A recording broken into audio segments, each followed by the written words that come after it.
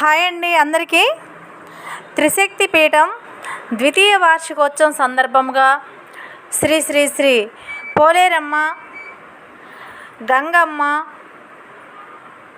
నాంచారమ్మ, పోతురాజు స్వామి వారి దేవస్థానంలో దేవి శరన్నవరాత్రులు దసరా ఉత్సవాలు అయితే జరుపుకుంటున్నాం కదా. మనం ఇప్పుడు బాల త్రిపుర సుందరీదేవి అలంకరణ, శ్రీ గాయత్రీదేవి అలంకరణ, శ్రీ అన్నపూర్ణాదేవి అలంకరణ,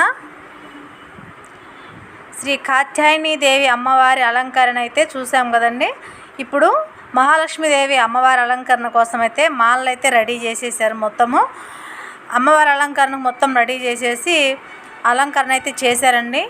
ఇలా అలంకరణ చేసిన తర్వాత మరుసటి రోజు అయితే ఇలా అమ్మవారికి అలంకరించిన అమౌంట్ ఉంది కదండి, ఆ అమౌంట్ అంతా ఇలా కొంతమంది భక్తులు అయితే కౌంటింగ్ చేసేసి అనౌన్స్మెంట్ అయితే ఇచ్చేసారనమాట.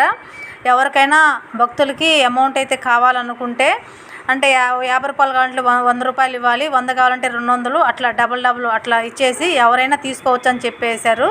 ఆ వచ్చిన అమౌంట్ని దేవి నవరాత్రుల కార్యక్రమంలో అన్నదానానికి అయితే ఉపయోగిస్తారండి.